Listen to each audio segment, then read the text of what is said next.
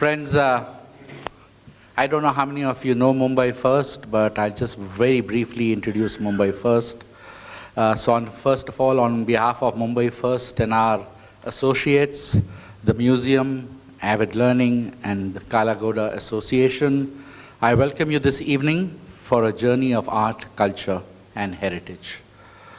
Mumbai First is a not-for-profit which has registered in 1995 and catalyzes in making Mumbai a better place to live, work, and invest. With its unique model of public-private partnership, it was set up by industry's leaders 27 years ago, namely the Tatas, Mahindras, Godrej, the ICICI Bank, HDFC, are a few of the patrons of this organization, which has worked with the union, state, and municipal governments as a non-partisan body able to engage citizens, experts, captains of industry in making Mumbai a better place. Its vision is to facilitate for Mumbaikars the best possible environment for social, economic, and educational progress, including healthcare and mobility. It strives to make the metropolis a better place to live, work, and invest. It addresses the problems of today and the opportunities of tomorrow through partnerships with government, business, and civil society. Mumbai First fulfills its vision and mission by researching, catalyzing, advocating, and networking. Today, it is one of the most successful examples of a public-private partnership in the world. We all have heard of Azadi Ka Amrit Mahotsav, which is the commemoration of 75 years of independence of our nation and the glorious history of its people, culture, and achievements. This Mahotsav is dedicated to the people of India who have been instrumental in bringing India thus far in its evolutionary journey. The official journey of Azadi Ka Amrit Mahotsav commenced on 12th March 2021, which started a 75-week countdown of our 75th anniversary of independence, and will end post a year on 15th August 2023. Much like the Indian freedom struggle, the city of Mumbai has had a prominent role in the pre-independence freedom struggle, as well as in the post-independence nation building. Mumbai was the intellectual capital of the resistance during the freedom struggle and is the financial and economic capital post-independence era. Taking a cue from this, Mumbai First is curating a three-part discussion series inviting eminent speakers to recall the journey of the city of Mumbai in the past 75 years. The theme will be Mumbai at 75. That's what you read at the backdrop. And we'll look at what the city has achieved for the nation, what remains to be explored, built upon, and improved in our city. In each part of the three-part series, we want to touch upon the following themes: economic growth, Mumbai's journey from 7 islands to an economic powerhouse, the MMR. Governance, the journey of governance in a city, which one of the oldest municipal corporations. Third, and that's what we're starting with today, art, culture, and heritage. The city is tryst with art, heritage, films, and culture. With its illustrious history, some of the best designed architectures, and celebrated forms of art, Mumbai thus proudly emerged as the city of dreams, with a vast cultural identity since independence. Mumbai depicts its connection with various traditions, heritage, music, films, and fine arts through its monumental locations, and rich heritage. Thus, this is our first panel discussion, Making of a Cultural Metropolis, from the three-part series of Mumbai 75. Let me now introduce you to the panel, starting with Mr. Sabyasachi Mukherjee, Director General of CSMVS, that's where we are all sitting now, and also Director of the Postgraduate Diploma Program in Museology and Art Conservation at CSMVS Institute, University of Mumbai. Under his leadership, this institute has undergone extensive modernization, including refurbishment of the museum's main building and the establishment of a conservation center, a new children's museum, an institutional archive, new galleries, and educational initiatives. I could have gone on, but we've just taken out very few salient features about each of our panelists. The next, ladies and gentlemen, would you like to welcome him with a round of applause? Thank you. The next gentleman is Mr. Vikas Dilawari, a practicing conservation architect with nearly 3 decades of experience in the field of conservation. His practice has successfully executed several conservation projects, roughly about over 50, ranging from prime landmarks to unloved buildings of Mumbai. A total of 17 of his projects have won the UNESCO Asia Pacific Awards for Cultural Preservation in Southeast Asia. Ladies and gentlemen, he needs an applause, yes. He was also instrumental in Intact Mumbai chapter to nominate CS Chhatrapati Shivaji Maharaj Terminus or erstwhile VT Station as the World Heritage Site in 2004. Ladies and gentlemen, that's Vikas Dilawari for you. We now move to a lady. Let's cut the monotony. That is Manjiri Kamat, Dr. Manjiri Kamat. She's the professor at the Department of History, University of Mumbai. She specializes in modern Indian history, urban history, history of labor, and history of medicine. Her research interests lie in urban history and heritage and medicine, as I said, with special focus on Mumbai, the heritage of Mumbai. Her book, Bombay Before Mumbai, very interesting, explores the ambiguities, contradictions, tensions in the way Mumbai's diverse groups negotiate shared spaces. We have amongst us, yes, please welcome her. We have amongst us Mr. Asad Lalljee, Senior Vice President, Essar Group, a dear friend of Mumbai First, CEO of Avid Learning, a public programming platform, and a curator of Royal Opera House, Mumbai. Under Asad's leadership, Avid has distinguished itself with a variety of arts and culture programming and is currently at the forefront of India's cultural hub. In 2016, he was appointed curator of the newly restored Royal Opera House, Mumbai, for which he has designed a robust program. In 2018, Asad was inducted into the prestigious FICCI Art and Culture Committee and has convened 4 conferences for FICCI Smart Cities, Art Cities, IP in Mumbai and Bangalore. That's, ladies and gentlemen, Asad. We now move to Rochelle. Rochelle Potkar, author of The Arithmetic of Breasts and Other Stories, it's a fiction, and Bombay Hangovers 2021.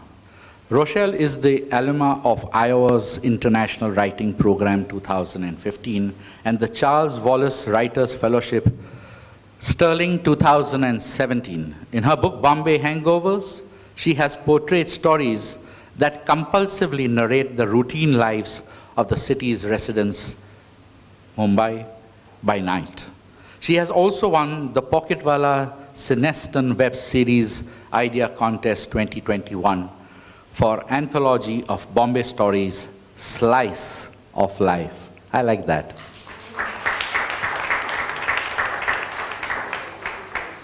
Ladies and gentlemen, this lady has art in her blood, art under the skin. Wherever you see, she has art written all over. And that's none other than Rayal Padamsee. She's vibrant, she's versatile, she's dynamic and well-known theater personality who's well reputed in the field of theater production, design, execution of mega events. Her company, Ace Productions Private Limited, has been involved in all these activities for over 20 years. She founded Create Foundation, a public charitable trust, and we at Mumbai First have done many such charitable programs for children, municipal children with Rayal, and Rayal, thank you once again for that, which was in 2002 and in loving memory of her mother, Pearl Padamsee. The trust aims to devise a revolutionary system of education by using the creative arts. So ladies and gentlemen, let us welcome Rayal. Another secret is Rayal also happens to be the school friend of my wife. So I have to behave myself this evening. Otherwise the word will spread. Now, ladies and gentlemen, we have a man who's going to run today's event, a man who has always been very eager to work with Mumbai First, and we always look out for him. Where is Naresh? And there he is. So, Naresh Fernandez, who's going to moderate and, of course, give his views. He is the editor of Scroll.in, a digital daily, and a consulting editor at National Geographic Traveler India. He was previously editor-in-chief of Times of India, which has editions in Mumbai, Delhi, and Bangalore. He has also worked at the Times of India, the Associated Press in Mumbai, and the Wall Street Journal in New York. If he wasn't there, he would be there. He is the author of the widely acclaimed and prize-winning book, Taj Mahal Foxtrot. Excellent name. The definitive history of Mumbai's jazz age from 1930s to 1960s. Naresh is my type of a man. I like jazz too. So ladies and gentlemen, we, on behalf of us all, welcome you this evening. It's so nice that you're here with us. Please enjoy your evening, and I'll now hand over finally to Naresh to take this further. Naresh. Good evening. Thanks so much for having me here. I need to purge the internet of some fake news, clearly, but we'll get to that in a bit. I thought I would sort of start this. Can we have the first slide, please? By taking us back to that moment of the midnight of August 14, 1947, shot in a building around the corner from here.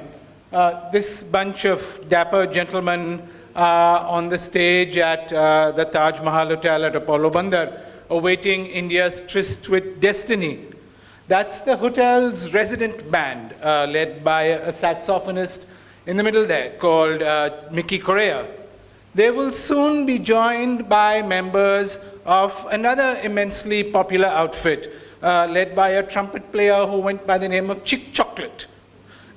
Together, they will let rip some of the most popular dance hits of the time for Bombay's elite. Could we have the next slide, please? In that audience is the industrialist J.R.D. Tata and Vijayalakshmi Pandit, who leads India's delegation at the United Nations. Could we have the next slide? From the program of that event and from the accounts of some of the people present, we know that it was a rather Bombay affair. That, of course, was a very elite venue, and the audience was about as upper crust as you could get. But in that room 75 years ago, we get a sense of why Bombay was considered a leading cultural metropolis and still is. It contained the seeds that sprouted into a whole variety of shrubs and trees and flowers that added that added color, not just to the lives of people in this city, but to people who lived in the distant corners of India and far beyond.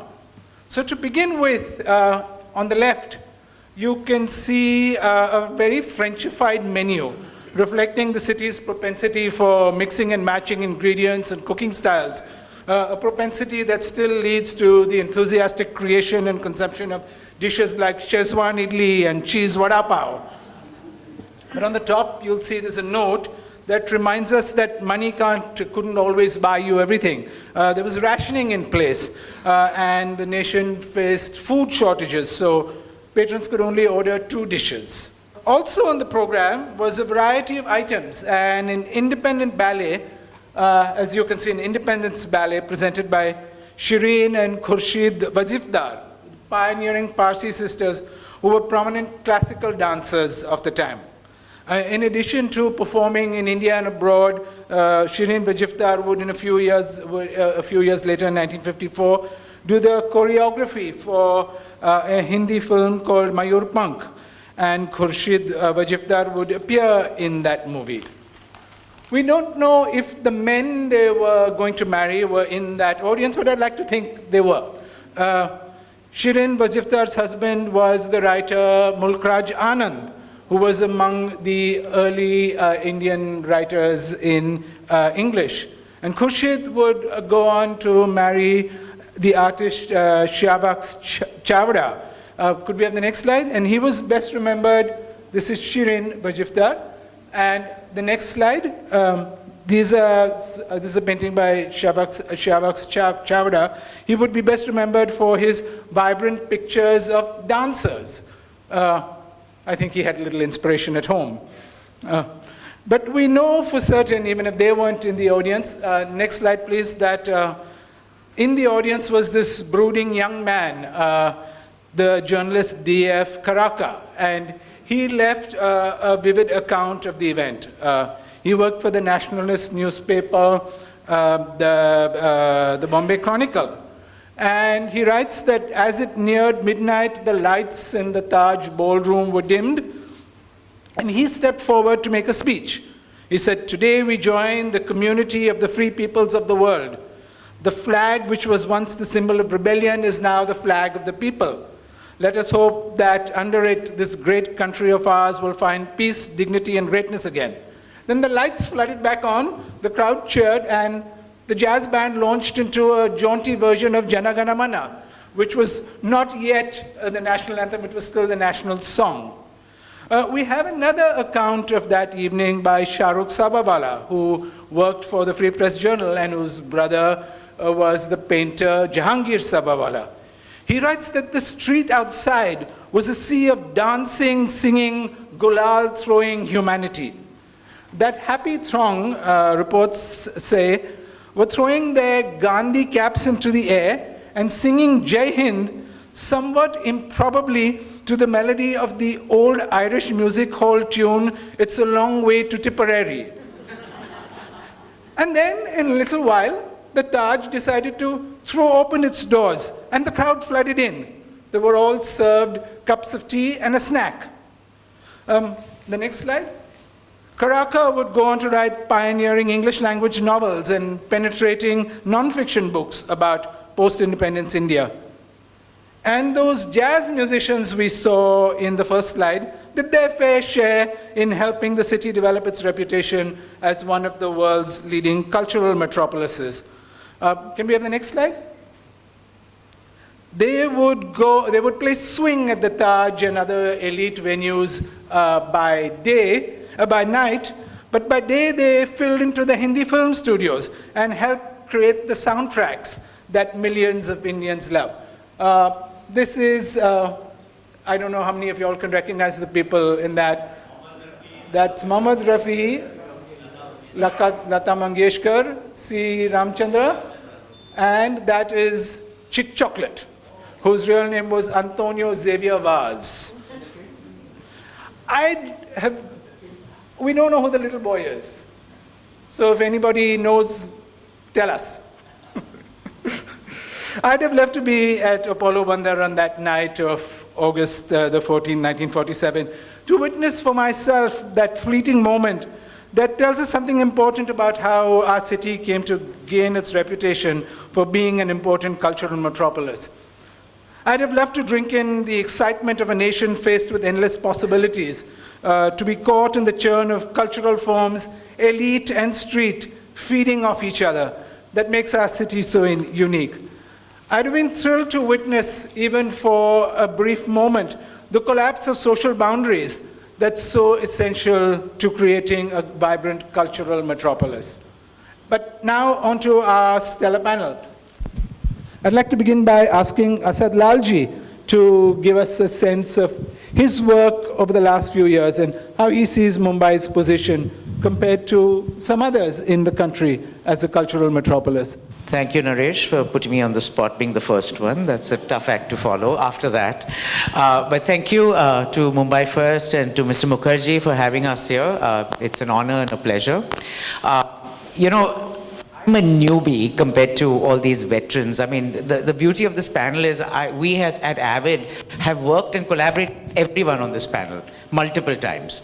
So I actually was a consumer of the arts. I wasn't a producer. I used to live in New York, and when I moved to Mumbai in 2010, I kind of fell into the arts thanks to this lady sitting in the front, Mrs. Ruia, who had started Avid as a continuing ed program, and she asked me to join her and help, and together we decided to change it a little and make it the cultural arm of the Essar group. And that journey has been quite fulfilling, at least for me, because if you ask me, I didn't know what I was doing. I was just doing things that I felt was good and that I was interested in, and that made sense. And what we did was we primarily do talks, workshops, master classes, festivals in the area of art, culture, heritage, and innovation. And through the course of these now 10 plus years, we've collaborated with essentially with the whole arts ecosystem to create programming that Mumbai, I think there's sometimes a gap that Mumbai wants to see, and through that, working with the Kalagor Arts Association, I see Brinda there. I used to co-curate the literature section. Now I'm the committee there, and also working with other platforms like the Royal Opera House. I was very fortunate to be hired as the curator before it opened. I didn't quite realize what I was getting myself into before that, but it was, I mean, as every day, I think it's an honor to be there and take a beautiful building and bring it to life. See, conservation and the work Vikas is doing, and look how beautifully he's restored the museum. And if it wasn't for what Mr. Mukherjee is doing, by bringing this building to life with the kind of programming and the events. So I aspired to do the same with the Royal Opera House, and working with Apex organizations like FICCI and trying to help, you know, advocacy in a way to help move the envelope a little. How much more do you want me to speak? I mean, I can go on forever. And you know, I mean, I'm in awe. 2 minutes more? Wow. And so, you know, the thing is, I'm obsessed by Bombay. And I lived away for many years. I lived in New York. And I keep saying New York and Bombay have many similarities. And when I came back, I was sitting with Naresh in the bagel shop in Bandra. And we came up with this wonderful idea of starting a series called Multipolis Mumbai, which we did 50 episodes of. And the idea of looking at Bombay as a construct that supports or hampers creativity and is an engine for growth and innovation and excitement. And we did that series, and through Manjiri, we launched another series called Urban Legacies, looking at the diasporas that have built Bombay, from the Jewish diaspora to the Portuguese to the Chinese, Iranian. Last week we did the Armenians, and now we have another whole slew coming, which I can't tell you about soon. But, you know, another area which I'm particularly keen about, which is not something that you have to tick off the box, but it's something everyone has to take into consideration as part of their sustainability. And so at Avid, we launched a sustainability series in partnership with Mr. Mukherjee in lockdown. And speaking of a lockdown, you know, that changed everyone's lives, and we took advantage of it to launch our online program. And in the first year of Avid Online, we launched we completed 240 programs in 1 year. Something was wrong with us, I know, but it was the wonderful experience to actually use that time to kind of decode and understand areas that we were interested in. And our audiences, besides the Mumbai audiences, our global audiences, kind of really reacted it well. And we have lots of interesting things planned, which I'll come to the future gazing part, I'm sure. But thank you for putting me on the spot, Naresh. Thanks.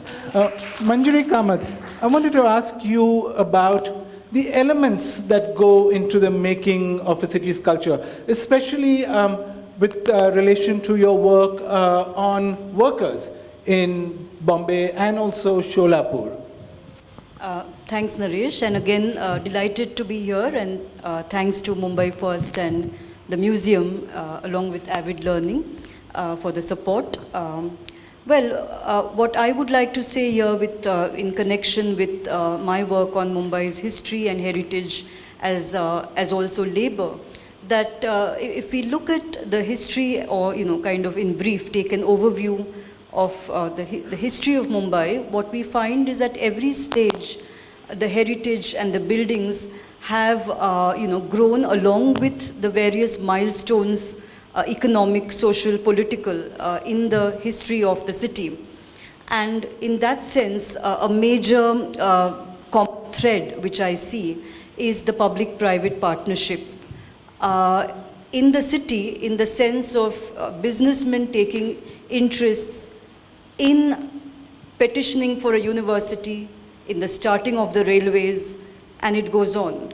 So the building of the heritage is also part of this. The citizens were actively involved along with the British, so that's what I would like to say. And coming to its history in the 19th century, its industrial past, its maritime past, one finds that at every stage, for example, with the coming down of the fort walls, you have a particular type of architecture coming in the city with Bartle Frere and that whole vision, to the point where you see a crisis like the plague. And the first experiment which you see in the whole of India, where the government is taking the initiative to form a trust on the model of the Glasgow Improvement Trust in Scotland, to particularly look at working the housing for the workers, open up congested localities and so on. So those are innovative experiments which happen here. And later, as one goes into the 20th century, forms of architecture like Indo-Saracenic, with the museum building, the gateway, and the Taj, of course.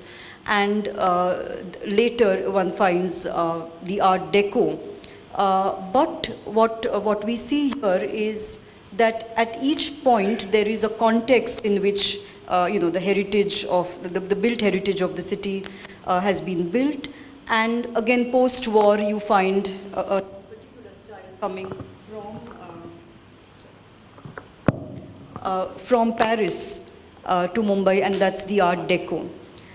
But while this is happening on one side, again, as you rightly said, on the other, there are still efforts by the government, like the BDD or the Bombay Development Department, once again, to address the housing of the urban poor. And so I find that quite interesting in the history of this. And as one comes to independence, I'm struck by what Professor Mariam Dosal has written in her book, that this is a time when one sees a lot of debates happening amongst the architects, and of course which are mentioned in the Journal of the Indian Institute of Architects.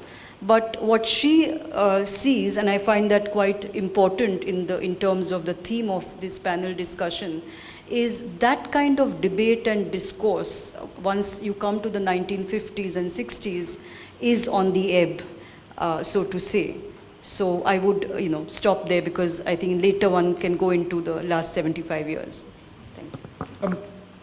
Rochelle, tell us how Mumbai's long plurilingual history of writing in so many different forms, in fiction, in poetry, in autobiography, have woven its way into the fabric of the city. I thought time brief very seriously, so this is exactly 4 minutes and 40 seconds. Because I'm a practicing poet. If we speak more, we are kicked out of the stage. So I'll read. I've collated all my thoughts, and as early as 1832, visitors to Mumbai remarked of its heterogeneity, referring to B. Hall in the Kosambi, 1986. The historian Gyan Prakash says as early as 1930s that Bombay was the place to be if you were a writer, an artist, or a radical political activist. Bombay, Mumbai has been home to writers and poets of varying backgrounds, most of whom lived here and some of whom came from other states, smaller cities, rural backgrounds, and even those who left the city, still identifying as Bombay writers and poets, like the Marathi novelist who moved into the interiors of Maharashtra, or poet Arvind Krishna Mehrotra, who lived for most of his life, or lives for most of his life in Allahabad, and still calls himself a Mumbai poet. The city's poets and writers found insight in the charmless chawls, the crammed trains, the broken park benches, prostitutes, the monsoonal rains, traffic lights, bakeries at the corner of midnight, water shortages and riots, or Dasal's Gandu Bagicha or Aspakar's Park to etch out their verses. The city provided them a congenial space, even if they came from migrant and minority communities, where they refused to imitate Western ways of poetry and wrote instead on guilt, sexuality, ambition, rebellion, conflicts, shame, childhood, love affairs, and their fractured selves. The city then became as confessional as its poetry. The social theorist Michael Foucault coined the word heterotopia in the 1960s, which meant worlds within worlds. Through Bombay or Mumbai's poetry and stories, I see that the city is a world off-center with multiple fragmented worlds within itself, with every new poem, every short story, every film, every play, I see another city within the city. The 1950s and 60s was a time for beat poetry, sound poetry, visual poetry, concrete, jazz poetry, and surrealism. It was also a time for feverish experimentation in all art forms. This period was also referred to as the Indian Renaissance. It had poets forming alternative small presses and workshops. Okay, they spearheaded journals and underground little magazines like the cyclo-styled Shabda, which was by Dilip Chitre and Kolatkar in the 1954s, or the Damn You, a magazine of the arts in 65 by Arvind Krishna Mehrotra.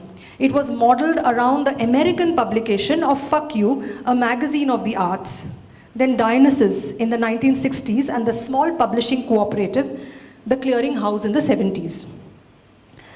Places in the city created iconic movements, like around the Jahangir Art Gallery, Kala Goda, where the progressive artist group formed, of which Dilip Chitre said, "The place reminded me more of an orphanage than an art gallery.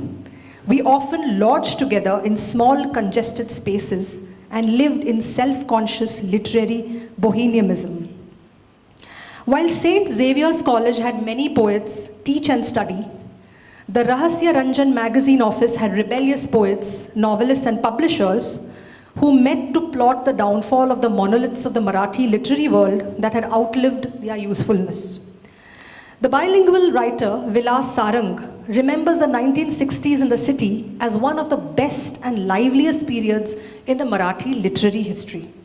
Similarly, the Asiatic Library, the cafes of Rampart Row, the Chabildas Hall space, the Theosophy Hall that held Nizam Ezekiel's office, the Dalit Sahitya Sangh in Varli, a clear crucible of the Dalit Panthers formed in 1972, was where intense intellectual debates took place on issues of nativism, modernism, and indigenism. They locate the writings of these times within the politics of linguistic, regional, and national identities. Whereas Marathi and bilingual poetic universes depicted wide-ranging collaborations. I remember Menka Shivdasani, the poet, talking about how she played a key role in founding the Poetry Circle in Mumbai in 1986. The poet Adil Jasawala recalls the feelings of tremendous artistic potential gathering together in one place, and the pleasurable feeling that Bombay was the place where you could all find release. Ever since those golden years of Indian Renaissance, the river of literature I see has been expanding with festivals, bookstores, libraries, poetry readings, open mics, ekphatic collaborations, books, novels, and to its wide expansive sea that brings to us anchorage. I too have found this city through a telescopic view, almost looking through an observatory deck from other cities in the world, especially Bombay and Mumbai, becomes even more beautiful to me from the observatory deck of Seoul or Hong Kong or Dubai. Post-colonial, post-independence Bombay or post-modern Mumbai, where I have had the honor to add a little voice to this entire big river and sea with my short story collection Bombay Hangovers, or even translating Marathi poetry into English in the coordinates of Us or Sarva Anshatun Apan. And as this river and sea expands and merges into this estuary, I must say that I collaborated with so many, including Avid Learning, with the Arcs of the Circle, Dosti House, US Consulate, and Kitab Khana, and so many iconic places and venues and now Mumbai First, that opens its arms, and that is the beauty of the heterogeneity. Thank you. 4 minutes, 40 seconds. Yeah. Vikas, Dilawari, what is it that makes Bombay's built heritage so unique? And how does this heritage influence both the residents and the visitors to this city? Yeah, it's unique from many fronts. First, that of course it was 7 islands, and of course it was reclaimed and made into this. But it's been more of people's efforts. It grew organically, and then very planned structuring happened to it, which is what transformed. The other good things were that a lot of the city became prosperous, and the people who earned money gave it back to the city. I think that's where the strength is, and that's where what Manjiri mentioned about people-public partnership. These are the best examples, and this is what sets the city, at a very high pedestal. If you see, we were fortunate that a lot of economic development happened in that period, where there was in the US, you had this thing, the cotton supplies stopped. So Bombay became prosperous overnight, and coincidentally many things happened. The railways, the opening of institutions, getting the best architects, and then using the craftsmen, like the setting up of the universities, the setting up of the School of Art, and all these buildings which were being experimented were one of the finest buildings. A lot of these were held through competition, something which is missing nowadays. And that's the reason we get very mundane architecture. At that time, you got the best architecture because it was floated through competitions. And of course, as I said to you, everyone wanted to excel and gave the best. They chose the best architects, like Gilbert Scott, who had never visited India. He came to design 2 buildings here. So I think that's what set the standards, and it's been people's movement kind of a thing where people have contributed and they've given it back to the city. Thanks. Ralph, so we have a theatre tradition in over half a dozen languages that goes back at least a century and a half. Your family's been involved in that for 80 years or something, it would seem. Tell us about that and how it influenced your work. Okay. Good evening, everyone, and thank you Naresh, and thank you Mumbai First, and of course Dr. Sabyasachi and all our wonderful panelists here. I feel so happy that I'm here today because I feel this is like an homage to my family. They started a lot of the English theatre groups, movement in Bombay, as it was called.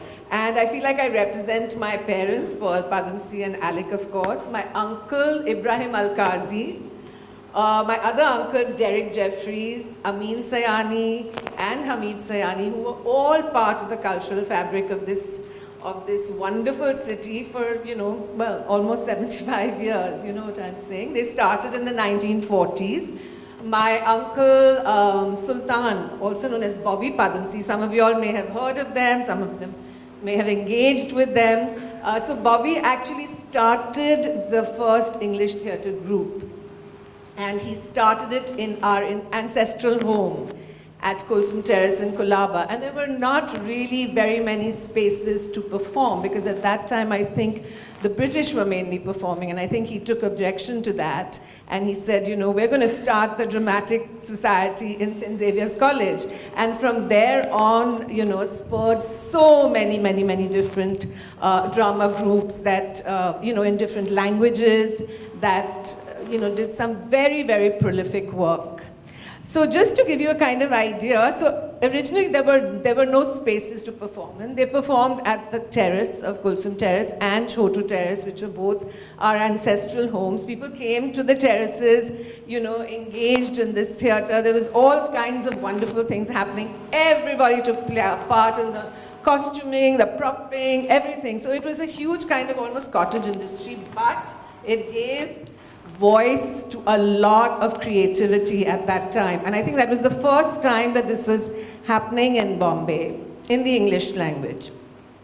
Of course, then we have the theatre unit with Ibrahim Al-Qazi. There was Rangayan with Vijaya Mehta, with playwright Vijay Tendulkar, and actors Arvind Deshpande and Sriram Lagu. There was, of course, IPTA. I'm just giving you a little overview of the last 75 years in the theatre, which you will be familiar with all these wonderful names, the Prithvi Players, Adi Marsban's theatre group, and so many more. It was really an exciting and vibrant time, tons of creativity, no formal support from anywhere. But they still went ahead, nonetheless.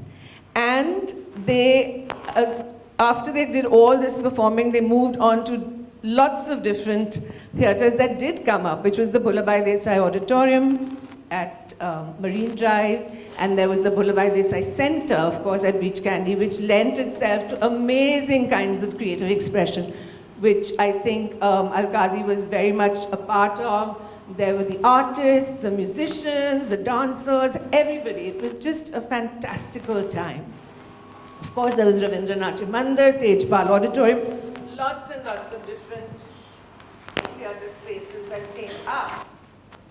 Later, of course, the Sophia Bhabha Auditorium that everybody knows, Nehru Centre, the NCPA, Prithvi Theatre, St. Andrews, and a whole host of them. Of course, now we have the renovated, restructured Royal Opera House. We've got smaller spaces, we've got G5A for experimental work, we've got Harkat Studios, and a whole host of theatres in different parts of the city. The point I'm trying to make here is that no longer is anything, you know, confined to space. It's all over the space. I mean, I think that is what is key in the last 75 years, that Bombay has grown in such an exponential way that we really have to have mini cultural centers all over. No longer can it just be at the NCPA or the Royal Opera House. It has to move out. I mean, there are all kinds of things happening all over, from Powai to Thane. We have an academy that we run for children, and we have 3 centers in Thane and 3 centers in Powai. And you know, and the things just go on, because that is where our main audience is now. And I think it's very important to be able to open up the doors to everybody. So there were different scales of theatre. There was experimental work. There was proscenium arch theatre, which is in the bigger spaces. There was, of course, high-end musicals or tamasha theatre. Then mega productions in many languages, being Hindi, Marathi, and Gujarati and English. I have to say here, I don't think that we had any kind of funding, nor support, nor corporate support for the arts, unlike Delhi, which, you know, survives on support from the government. So over the last 20 years, there's been great competition for theatre, I feel. You know, originally, you wanted to go out in the evening, you went out and saw a play. Today, you want to go out in the evening in the last 20 years, there's so much happening. There's cinema, there's stand-up comedy, there are live gigs, there are restaurants, there are clubs, and now, of course, OTT. So we've got a lot of competition out there. And I feel that we really need to up our game and We need a huge amount of support. But the good news is we have over 200 English, Hindi, Marathi and Gujarati theatre groups, which have been doing exemplary work. Prithvi Theatre has given rise to so many theatre groups. It's hosted their annual Prithvi Theatre Festival to encourage new work. And then we, in our own way as a theatre family, have started several initiatives for sustainability and impact to expand the scope of theatre in the city. So the Theatre Group Bombay, which was started by my uncle and then carried on by my parents and of course us, today I'm the president of the Theatre Group, has reinitiated the Sultan Padamsee Award for playwriting. That is for original plays in English. And my cousin Aisha Sayani runs that right now, and from 2014 onwards, we're happy to say that we have 400 original full-length plays been written in English, ready for production. So anyone out there who's ready, willing and able, please put your hands up and we're happy to take you on. Then of course we have our theatre group, which is called THESPO, that's for the youth. And THESPO works with all students below the age of 25. You have to be below the age of 25. So you are exposed to all kinds of wonderful elements of the theatre. This has been run by my brother Kwasar Thakur Padamsee, and it's been on for the last 24 years. So it's dedicated to bring theatre festivals and competitions, and its vast and varied areas of discipline to over 30,000 young adults across the country. Of course, we also have our ACE Academy, which we run, and we have taught over 150,000 children in speech and drama and a love for the arts. We've been doing this for the last 30 years. We direct and produce over 400 different kinds of plays every year with our children. And we also feel that we are impacting and galvanizing 15,000 children a year into the performing arts. So I feel that this is where the answer lies. You have to be able to get the youth involved. You have to be able, and because we're all over the city, we have 35 centers across the city. So we are talking to children, young adults, all over. And that, I feel, is what is important. To spread the message out there, talk about the arts, give them the grounding, and then they have wings to fly. Perfect. Thank you. Mr. Mukherjee, Mumbai is home to one of the oldest museums in India. What role do museums play in helping a city develop a sense of itself? By looking at the past, how does it help us ground ourselves in the present? Good evening. Welcome to CSMVS, Chhatrapati Shivaji Maharaj, Vastu Sangrahalaya, formerly Prince of Wales Museum of Western India. Mumbai, I'm just connecting museum's history with the Mumbai's history. Mumbai is one of the cities, or maybe the city in the country, was built by the people, not by kings or emperors. All other cities has Delhi has a different history, Hyderabad has a different history, Kolkata was built by East India Company, but this is perhaps the city was built by the people. Similarly, the museum, CSMVS, on 4th August 1904, a group of eminent citizens assembled at Bombay branch of Royal Asiatic Society, now Asiatic Society Library, under the leadership of Sir Firoz Shah Mehta. And what was the discussion? Same. They wanted to talk about social and cultural infrastructure of the city. In that meeting, the citizens expressed their desire to have a cultural space. Now I don't know, we lack that. But in 1904, citizens, they assembled and they expressed their desire to have a separate cultural space for the city. And that desire was conveyed to the Bombay Presidency. Bombay Presidency accepted the citizens' appeal and considered a piece of land, aptly called because of its moon-like crescent, on condition that citizens of Bombay should be in position to construct the building and maintain it. This year, we completed 100 years, the museum completed its 100 years long journey. And the museum is maintained by the people of Bombay, not by the central government or state government. So this is a rare example. I think Dr. Manjiri Kamat talked about public-private partnerships. So our museum is one of the earliest, early 20th century example of public-private partnership. Now the concept of museum is changing with the changing world. Today, museums are no longer viewed as merely repositories of antiquities of art objects, but as centers of learning and also as civic space for social interaction. It is an open space for conversation. And the kind of challenges we are facing in today's world, practically tradition versus disruption, freedom versus constraint, analog versus digital thinking, history versus contemporary history, pull over, push, new audience for new kind of art. And museum has to evolve with the time. And we are evolving, truly, we are evolving. And for your information, I don't know how much you know about us. Many of you visit us time to time.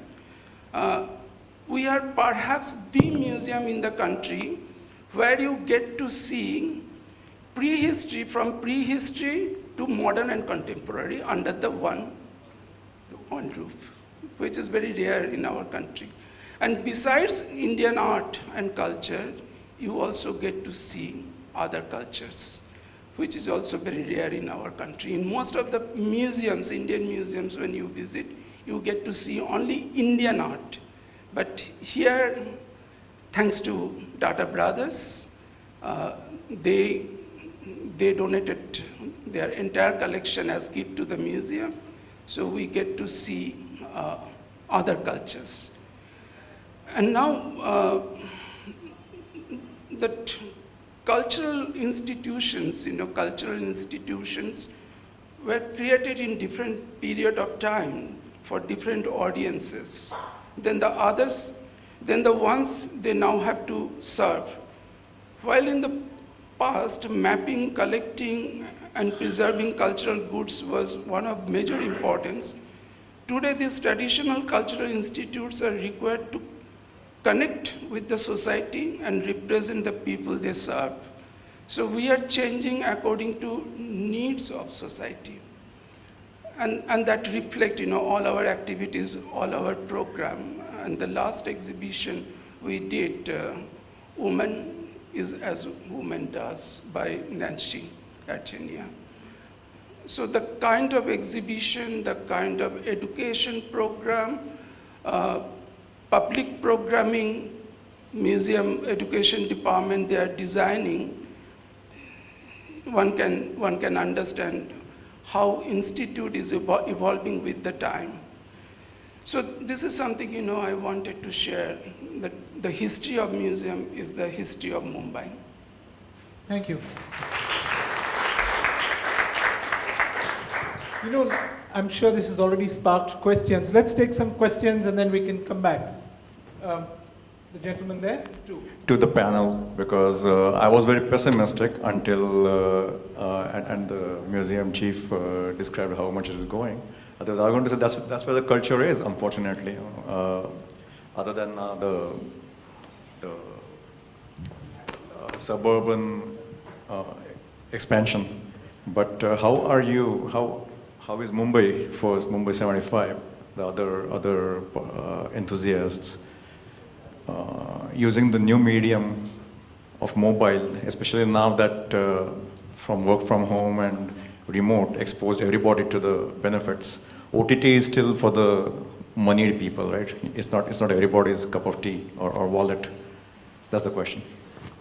No, one thing, I wanted to point out, I did, in different forums, all cultural institutes, all important cultural institutes are concentrated within South Mumbai, fortunately or unfortunately. And suburbs are growing like anything. This is a problem with our town planning, urban planning, not thinking about cultural spaces for suburbs. And what we see, the growth of number of malls, it's a mallification culture they are developing. Nobody thinking about any cultural space. And I gave an example in 1904, citizens assembled at Bombay, Asiatic Society, Royal Asiatic Society, just to demand space for cultural space. Now, that mobile part, what you are talking about, we did some kind of experimentation here. If you cannot come to the museum can come to your doorstep. And today we have 2 big buses, museum on wheels. We call them museum on wheels. But our objective is to reach out to rural people. So most of the time, our buses are traveling interior part of Maharashtra. We completed 7 years, and now we feel that, we need to cross the border. So our buses traveling to Goa, Karnataka, Gujarat, and other states. So people can see, everyone cannot come to Mumbai to see their cultural heritage, and cultural heritage belongs to everyone. Everyone has right. So we are taking them to doorstep. We started, we completed 7 years. Good evening. My name is Pratap. I'm come from Navi Mumbai. Do you consider it as a Mumbai? Because we don't get any program in Navi Mumbai. I come all the way, drive down here. Okay, that's for this one. Sir, is the museum coming in a VR? It's a latest technology which is being implemented everywhere in the world. Are you coming on a VR headsets and we can see that one? Virtual reality, this one. I think we have a separate platform. If you check our website, I think you can visit entire museum. There is a walkthrough, virtual walkthrough. You don't have to come from your place, you can visit the museum. We have that facility. Talking of metropolises, we have actually 3 different types of capitals. One is the political capital, then the other is the business capital, and the other you may call cultural capital, or to keep it simple, maybe the film capital, because that kind of dominates most of the other cultures. Now, if you look at, say, a place like the United States. Can you go to the question, please? Yeah. The question is that, I have to give the example, otherwise the question won't make any sense. In the US, the political capital is Washington, the business capital is New York, and the film capital is Hollywood. Now, in India, everything is in one place. Okay, that's in Mumbai, rather than in Delhi, spread over. So is it necessary that to become this kind of a capital, money is the driving factor and nothing else in India? Asad. I have no money.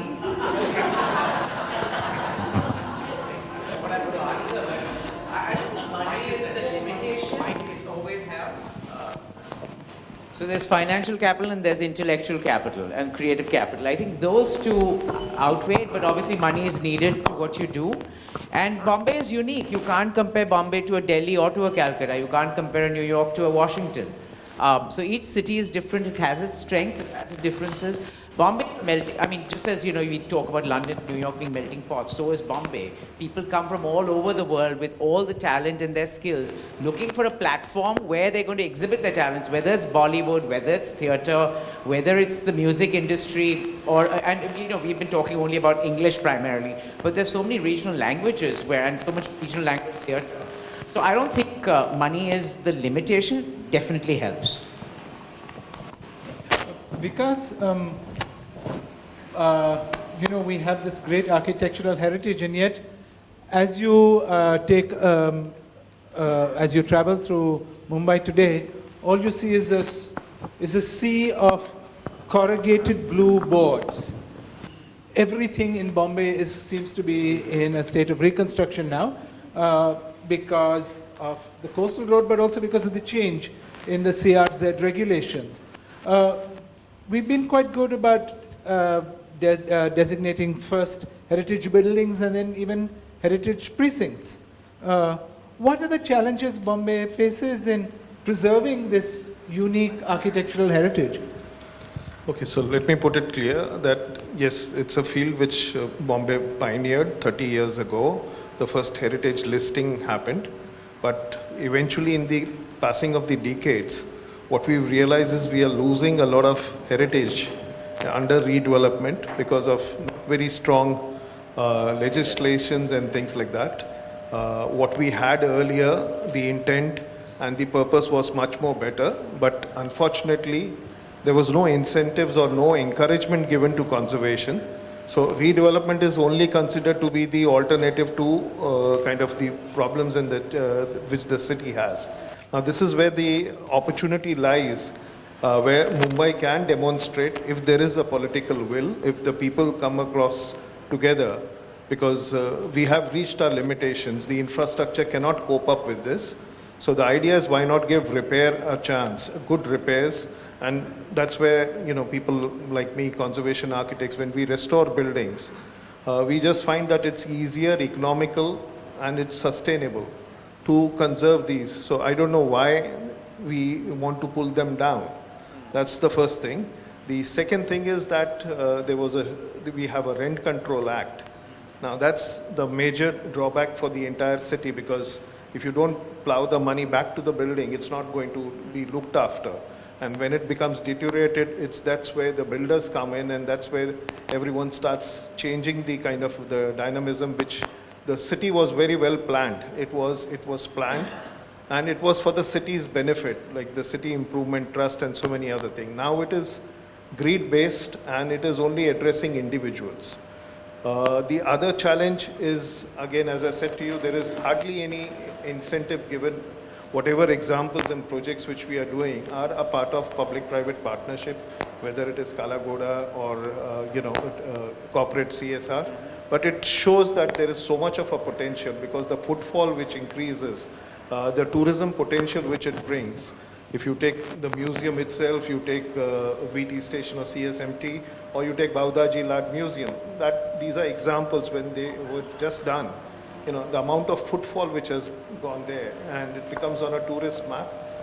We seriously require many such efforts, but the sad part is the political inclination is not there. Otherwise, we would have been still the finest city east of Swiss. Manjiri, over the last few years, there's been an explosion of walking tours. I see walking tours of all sorts. There's a food walk. I recently saw an advertisement for a walk on haunted Bombay. And it sometimes seems like me that actually we're chasing this ghost of a disappearing city. Because as people seem to be gaining a sense of local stories, the multiple local stories that make up the city is disappearing in front of our eyes. What is your sense of these initiatives now, this explosion of interest in our city at a time when the city is changing so rapidly? Will this interest actually result in something concrete, a citizens' movement to preserve? So what we see in the last few years, as you rightly said, is there's a spurt of interest in heritage, and lots of heritage tours, and all around there is, as you say, food and various other, small and big companies have been started. So if I may, I just want to address the point that conceptually one has not seen much work which has been done, especially by historians, on the evolution of what constitutes heritage. And I was struck when, yesterday I was speaking to a visiting American professor, and he said that in the 60s and 70s, when he first visited Bombay, then it was a time when this kind of, spot as you're seeing in these heritage tours and all was not there. And we're also talking in the aftermath of the Sayukta Maharashtra movement, especially later in the 60s and 70s, there is a sort of unease with the colonial past and the statuary, and something which we are not talking about, which is why I think some historical work is needed to address it conceptually. And after the heritage legislation, which Mumbai pioneered in India, and the listing and the heritage activism, there has been a renewed interest in heritage, and also because of some, the finest conservation architects, one of which is on the panel, and the accolades which the city has received in terms of UNESCO awards. But I think more recently, I feel that there is also a commercial element to this, and while it is okay, because, why not?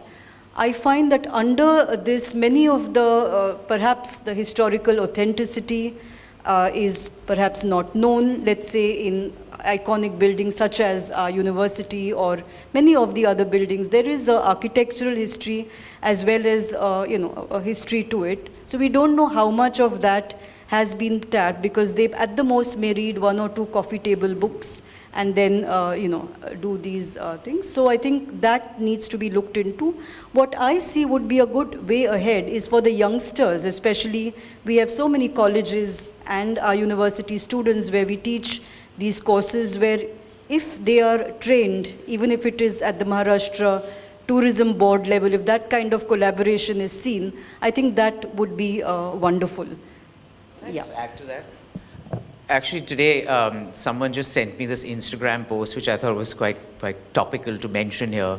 There's a Geo ad which says, don't waste your time on heritage walks when you can have a curated shopping experience with Geo. The Geo store at Opera House. And we've all looked at it like, should we say something about it?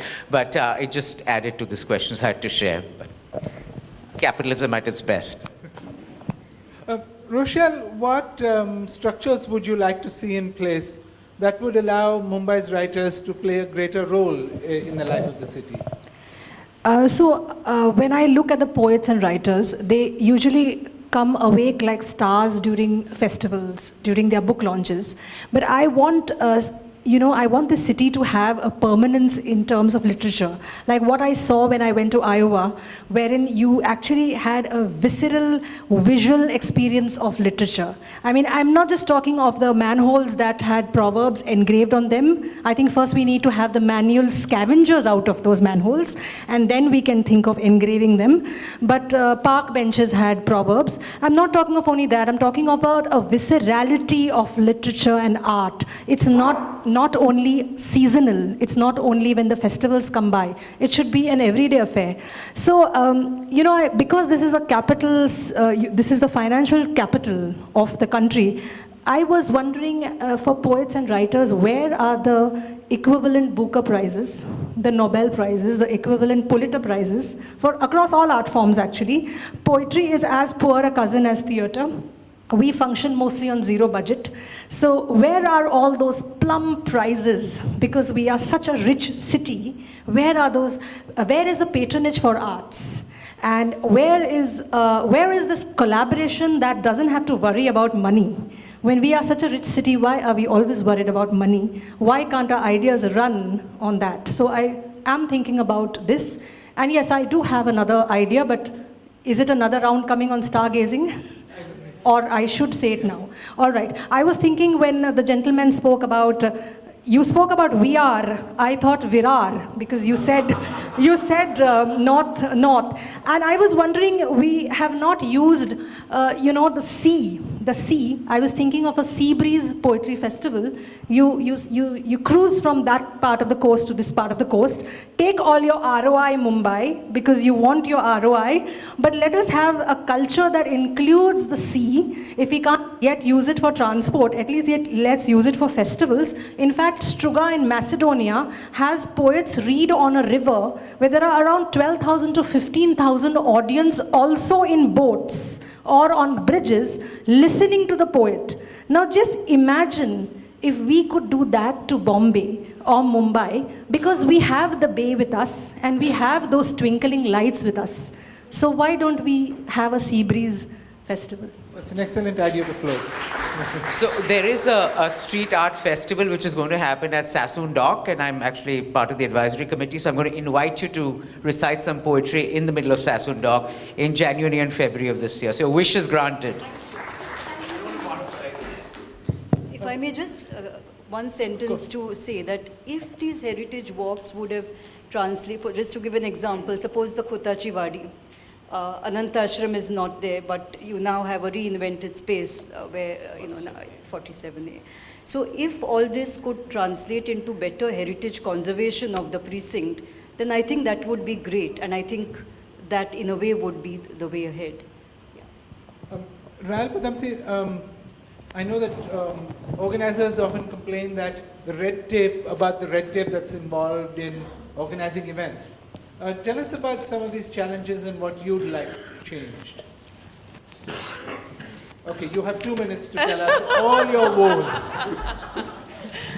Okay, so going forward, I think we definitely need more performance spaces. I mean, that's a given. We have very, very few compared to the kind of population we have. We need rehearsal spaces. We have nowhere to rehearse. People are rehearsing in people's drawing rooms, on the terrace. I mean, it's 2022. We have to ramp up our act. Of course, we need monies. That means we need grants, we need corporate sponsorships, we need to be able, and I'm saying this about all the arts, it's not only theatre. Of course, every single, area of the arts needs this kind of support and patronage.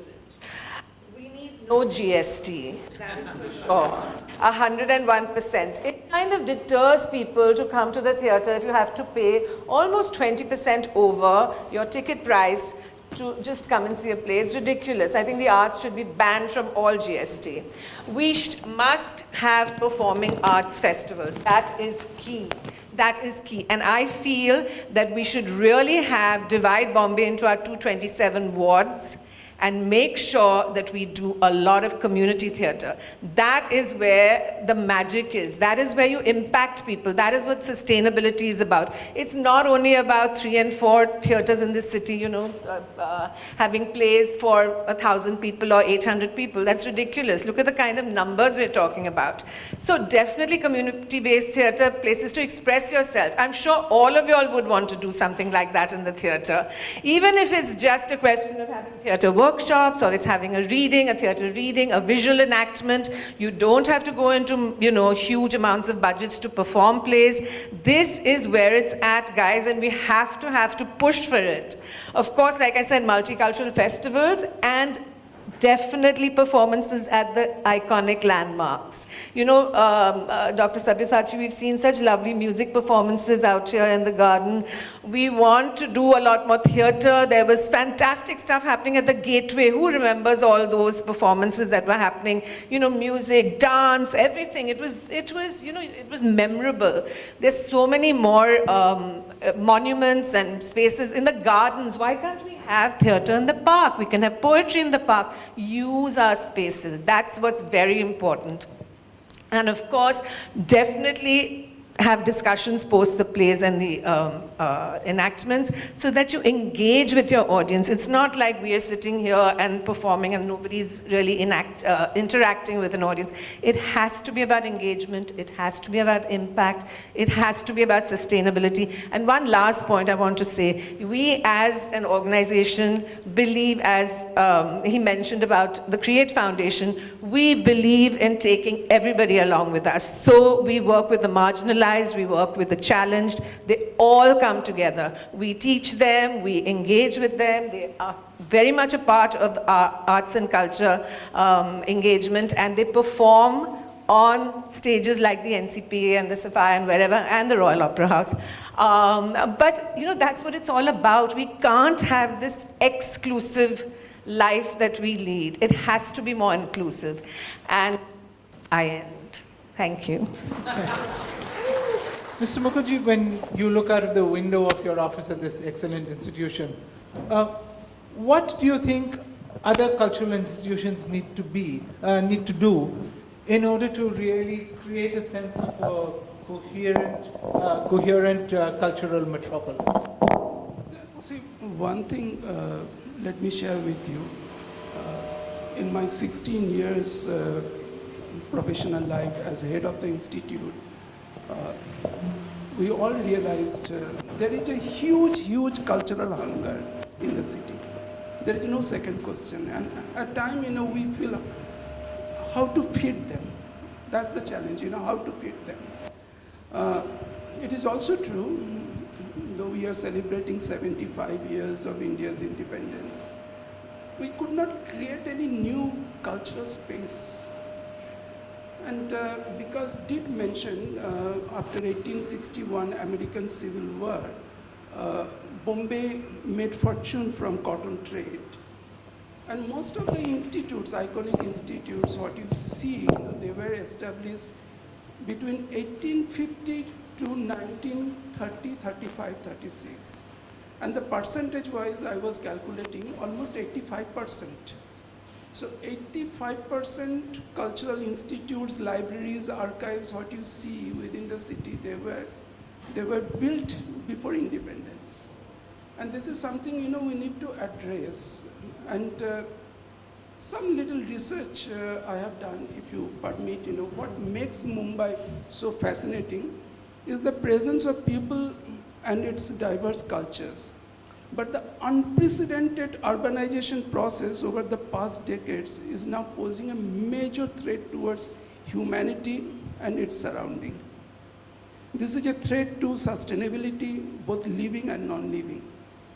It is a fact, the livability, this is the question, this is the thing we don't question. Livability or quality of urban life depends on urban amenities, safety, employment opportunities, social and cultural infrastructure, education, healthcare, commerce, transportation, sport, and natural heritage. And unfortunately in our country, cultural sector is not equated with other sectors. And the budgetary allocation for culture, when budget appears in the newspaper, 2 pages on different sectors, culture you will not find. Because culture is not given any priority. Bombay Municipal Corporation, they don't have a separate section for culture. Did you notice that? Because they don't count. Though we have, the state government, they have a culture ministry, I don't remember that any culture minister visited the museum. or any initiative that inviting, cultural personalities or institutes, please come, we discuss and resolve some of the issues in the city. So this is the state of culture. And we are talking about, great cities, and this is something threatening. The Global Power City Index puts New York and London on their highest ranked cities, not because of accessible social or cultural infrastructure, but because of their openness to different kinds of social, political, and cultural ideas. Unfortunately, the Global Power City Index places Mumbai under Group C cities, generally weaker categories, especially in economy and research and development, and compared with Bangkok, Milan, and Sao Paulo. No city, according to me, no city can be a great city unless we invest more in culture, ecology, and natural environment. So these are the things, I wanted to share. There is a hunger in the city, but government has no interest. And how do we enlighten government? That is the challenge before us, so they understand. In the 21st century, we need more cultural spaces for Mumbai. For the last 30 years, 1,000 acres of the fortress land is lying fallow, unused. Since 2014, some efforts have been made to plan something there, but I feel that the current audience, can you please suggest how we can use these 1,000 acres to create cultural spaces? There is no such debate happening now. So we hear of smart cities, we hear of so many other things, but we've never given if the government really thinks, we've never introduced the cultural cultural zones. We have special economical zones. We have other things where the flexibility and the focus is given on this. I think it's high time where this can be experiment to see how much it helps and benefits, because everywhere, as Mr. Mukherjee mentioned, culture is not on the budget. What is interesting while working on this museum itself, imagine that in 1904, a piece of land, which is the largest piece of land which any other institutions in port happens, was given to the museum. If you take this, if you take the High Court, if you take the PWD or any other building, this plot is the biggest plot with the maximum open space around. So, you know, they had a vision, and if you really put collectively all the Maidans together, and if you visualize the fort walls broken, they had that much recreational space. So we need to think at that, because it's 100 years what we are talking. We are not talking of short term, 20 years and things like that. And I think that's something which is seriously missing. One major thing which is causing all these problems is the administrative problems of the lease. We've realized that the leases have not been renewed, and now the leases will be renewed for 30 years, out of which 23 years have gone. Actually, the fort area has, you know, everything has moved to BKC. So it's, in another 5 to 10 years, you'll start seeing that what was a vibrant cultural center is, you know, having a downslide. It's not so vibrant as it would be, and that's a matter of concern. So this is where we need to think in a larger picture, where everyone should have culture or have, you know, environment on top of the agenda, and then think from an administrative point of view. Add to this.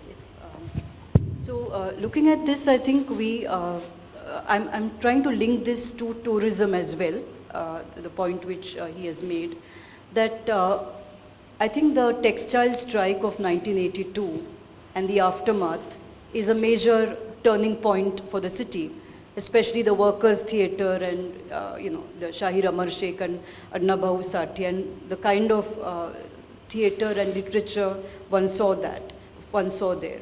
So what I would, you know, really want to happen is a textile museum, I think, is necessary, because whichever city in the world, for example, you go to York, there is a Viking museum. Each city has its own history and its USP. So if you look at Mumbai, we have a maritime past and an industrial past. So while we are looking at what is happening in central Mumbai, and that opportunity has been lost about what could have probably happened in the holistically developing the Midlands, as you have said, there is another opportunity here to use this space for, you know, as a cultural space, as Rahil mentioned, as well as for Workers' Theatre or Marathi, English and Gujarati theatre. And secondly, we also lost an opportunity. I think the Vikrant could have been a major, you know, a museum. So if we could, you know, work on those lines, and maybe a maritime museum or you know, a textile museum, I think that would be wonderful. 7:30, so we should wrap up. Thank you to all our participants for these very useful insights into how Mumbai could reinforce its position as a cultural metropolis. In the end, though, as Dr. Mukherjee pointed out, it would help us to remember that great cultural metropolises are places that are truly inclusive, where those on the margins are cared for, where housing and transportation is not a challenge, where open spaces are open to all. If we make Mumbai a place in which all residents have a stake, we can be sure that its reputation as a cultural metropolis will be burnished, I think. So, thanks so much.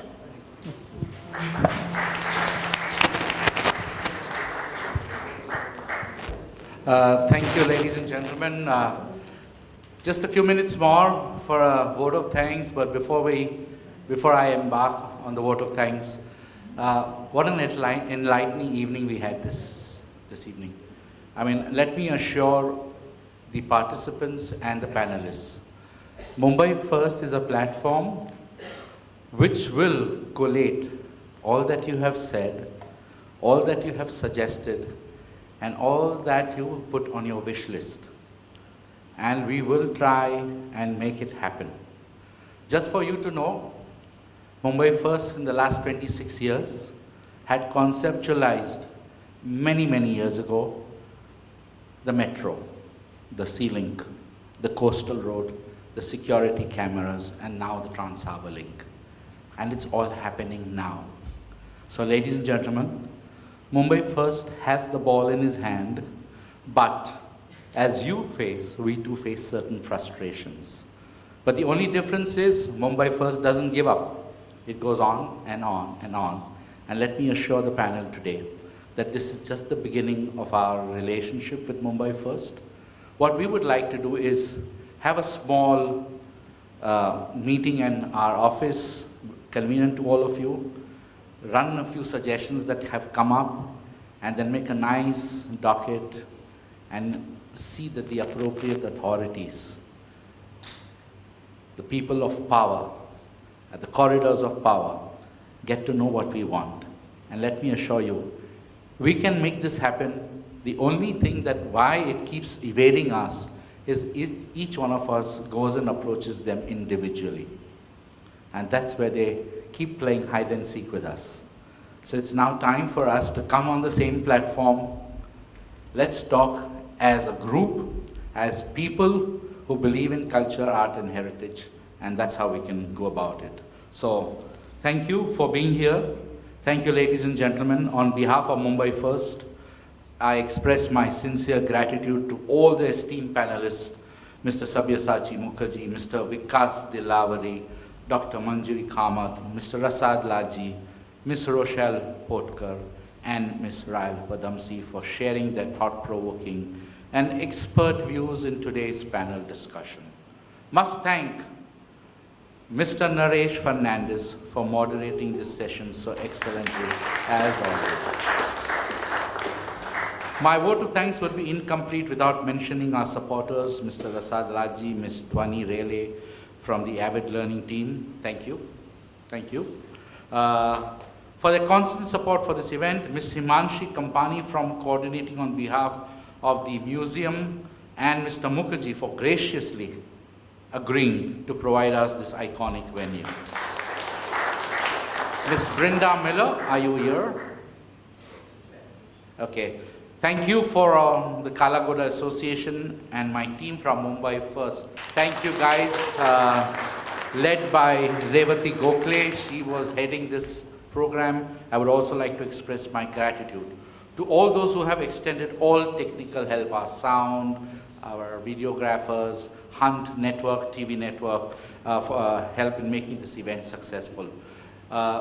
Lastly, I must, and most importantly, must thank the members of the press, especially Ms. Pavita Puri from the Indian Express, and all the participants for your presence and participation. I must recognize the presence of two individuals from Mumbai First, and one is our executive board member in Mr. Sanjay Ubale, who is present here. Thank you for being here. And the other from our governing board, none other than Ms. Nandini Dias. Thank you for being here. Without you all, ladies and gentlemen, this day would not be a success. Thank you. Dhanyavad, Abhar, Shukriya. Go home safe and sound to your families. Till we meet again, God bless.